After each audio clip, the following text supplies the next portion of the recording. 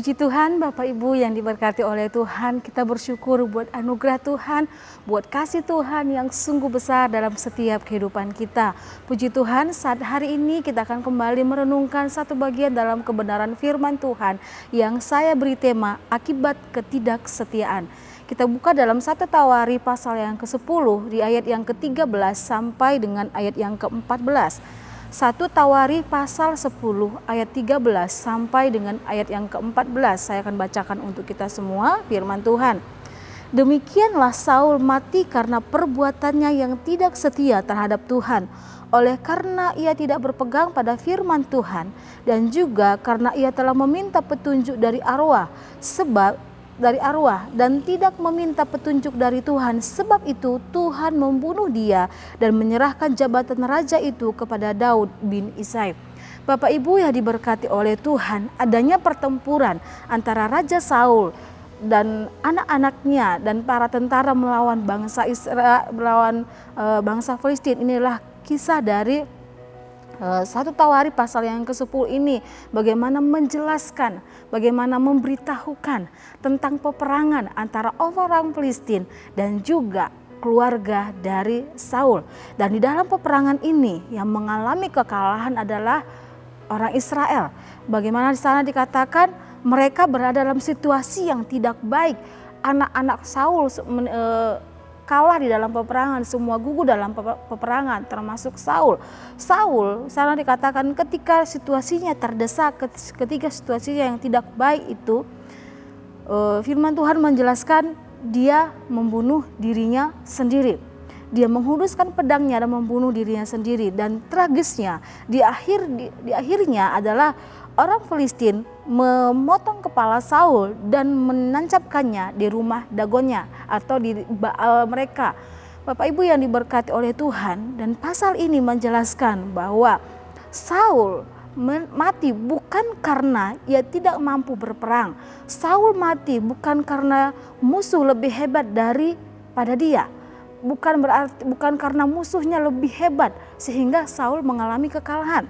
Tetapi di ayat 13 menjelaskan, bahkan di ayat 14 menjelaskan di sana, Tuhan yang membunuh dia. Itu adalah cara Tuhan untuk membinasakan Saul.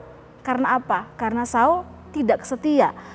Sana dikatakan Saul mati karena perbuatannya yang tidak setia kepada Tuhan. Karena perbuatannya sendiri dia mengalami hal itu.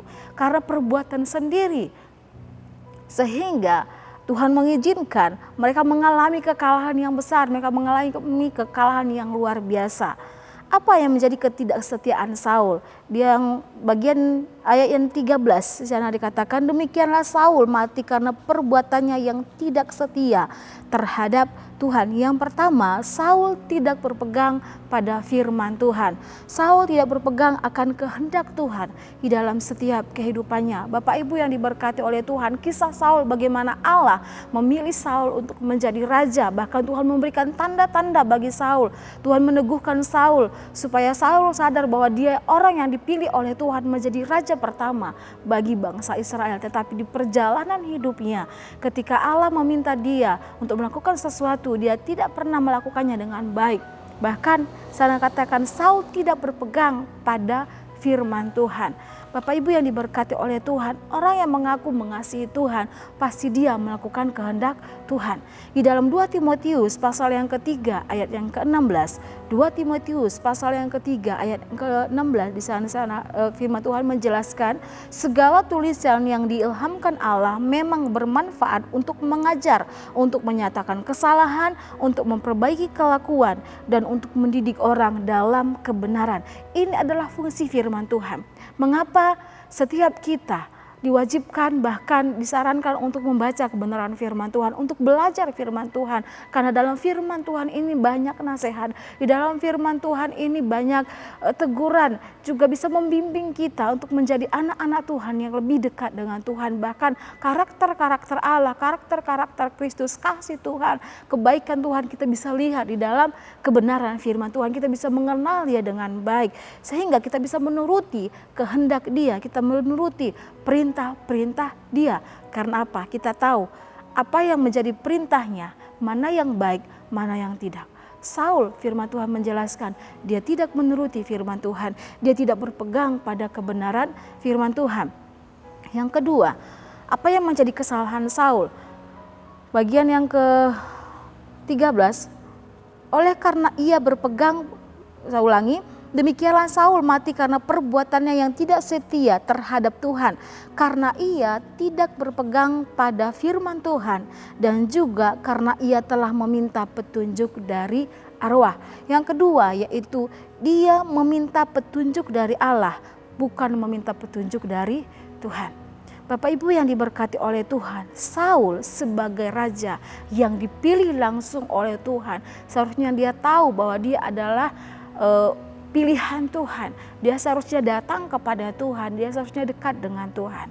Mungkin kalau kita baca pasal-pasal sebelumnya, bagaimana Saul mungkin sudah meminta kepada Tuhan, dia sudah memohon kepada Tuhan, tetapi Tuhan tidak mendengar. Apa yang menyebabkan Tuhan tidak mendengar? Di dalam Yesaya 59, di ayat yang pertama dan ayat yang kedua, saya menjelaskan, Yesaya pasal 59, di ayat pertama sampai dengan ayat yang kedua, sesungguhnya tangan Tuhan tidak kurang panjang untuk menyelamatkan dan pendengarannya tidak kurang tajam untuk mendengar, tetapi yang merupakan pemisah antara kamu dan Allahmu ialah segala kejahatanmu, dan yang membuat dia menyembunyikan diri terhadap kamu sehingga ia tidak mendengar ialah segala dosamu. Jelas firman Tuhan di sana menjelaskan bahwa yang menjadi pemisah antara kita dengan Tuhan, Tuhan tidak kurang tajam untuk mendengar setiap doa kita, setiap seruan kita. Tangannya tidak kurang panjang untuk menolong setiap anak-anak Tuhan yang datang kepada Dia. Tetapi yang menjadi pemisah, yang membuat Tuhan tidak mendengar adalah segala dosa. Yohanes 9 ayat yang ke-31. Yohanes pasal 9 ayat yang ke-31 di sana menjelaskan, kita tahu bahwa Allah tidak mendengar orang-orang berdosa. Saya ulangi, kita tahu bahwa Allah tidak mendengar orang-orang berdosa, melainkan orang-orang yang saleh dan yang melakukan kehendak-Nya. Jelas firman Tuhan, Tuhan tidak mendengar orang-orang berdosa. Di dalam Yesaya menjelaskan bahwa Tuhan yang menjadi pemisah antara manusia dan Allah adalah dosa dan kejahatan. Bapak Ibu yang diberkati oleh Tuhan, Saul tidak pernah bertobat dari segala kejahatan yang dia lakukan. Saul tidak pernah bertobat dengan sungguh-sungguh kepada Tuhan atas segala kejahatan. Bahkan kita bisa melihat bagaimana dia membenarkan dirinya dengan apa yang dia lakukan. Dosalah yang memisahkan dia dari Tuhan. Hubungannya dengan Tuhan terputus. Karena apa? Karena dosa. Sehingga doanya tidak sampai ke hadirat Tuhan. Sehingga seruannya tidak sampai kepada Bapa. Karena apa? Dia tidak benar-benar meminta ampun. Dia tidak benar-benar bersungguh-sungguh meminta maaf kepada Tuhan. Bapak Ibu yang diberkati oleh Tuhan, bahkan dalam situasi seperti itu pun dia membenarkan dirinya dan dia pergi kemana? Dia pergi ke dukun, meminta petunjuk kepada arwah. Dan hal ini adalah satu kekejian bagi Tuhan. Bapak Ibu yang diberkati oleh Tuhan, setiap kita pun sebagai anak-anak Tuhan, kita mungkin tidak pernah luput dari yang namanya dosa. Tapi bagaimana kita sebagai anak-anak Tuhan tetap berpegang pada kebenaran firman Tuhan, taati firman Tuhan, taati kehendak Tuhan. Mungkin kita berkata, Tuhan tidak mendengar seruan saya, Tuhan tidak mendengar doa saya. Mari Bapak Ibu yang diberkati oleh Tuhan, koreksi diri kita sendiri terlebih dahulu. Apa yang salah dari kita? Bukan doa kita yang tidak sampai, tetapi karena kesalahan kita. Firman Tuhan dalam Yesaya tadi mengatakan bahwa yang menjadi pemisah kita dengan Tuhan adalah dosa-dosa kita. Kita tidak sungguh-sungguh meminta ampun kepada Tuhan. Kita tidak sungguh-sungguh meminta maaf kepada Tuhan atas segala kejahatan yang kita sudah perbuat.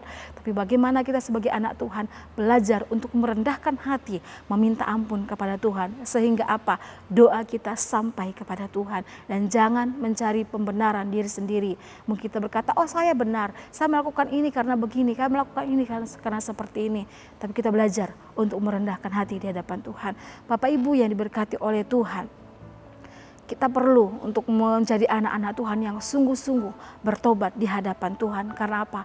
Sebesar apapun kejahatan manusia, sebesar apapun kejahatan kita, ketika kita sungguh-sungguh datang kepada Tuhan dan meminta ampun kepada Tuhan, saya yakin dan percaya Tuhan akan mengampuni. Tuhan akan menyucikan, Tuhan akan mengampuni segala kesalahan kita.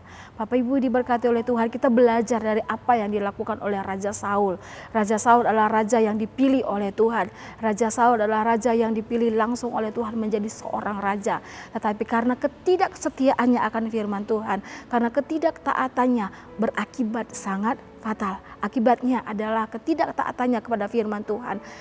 Kerajaannya, bahwa keluarganya tidak lagi menjadi pemimpin bagi bangsa Israel, tetapi firman Tuhan menjelaskan jabatan itu diberikan kepada Daud bin Isai. Karena Daud ditemukan oleh orang yang setia kepada Tuhan. Akibat yang sangat tidak baik yang dihadapi, dia matinya pun karena bunuh diri, Bapak Ibu. Dan akibatnya adalah orang Filistin memenggal kepalanya dan menempatkannya di Dagon atau di tempat-tempat Baalnya mereka. Bapak Ibu yang diberkati oleh Tuhan, kesetiaan untuk mengasihi Tuhan adalah kehendaknya bagi hidup kita. Kasih kita kepada Tuhan kita tunjukkan dengan kesetiaan untuk melakukan firman-Nya.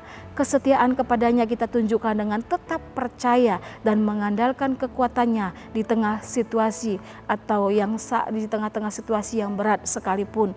Pada akhirnya situasi yang kita alami, situasi yang berat atau ujian yang Tuhan izinkan yang kita alami akan menentukan apakah kita tetap setia kepada Tuhan, apakah kita tetap taat akan firman Tuhan, atau pada akhirnya kita akan mendukakan hati Tuhan.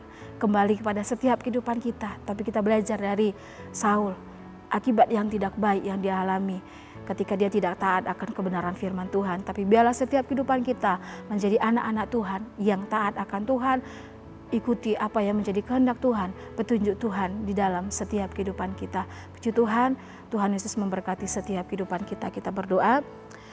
Terima kasih Tuhan, terima kasih Bapak buat setiap kasih-Mu, buat kebenaran Tuhan, firman Tuhan yang boleh kami dengar pada saat hari ini. Biarlah firman-Mu Bapak yang menguatkan setiap kehidupan kami untuk kami tetap berpegang teguh akan kebenaran firman Tuhan, akan kehendak Tuhan.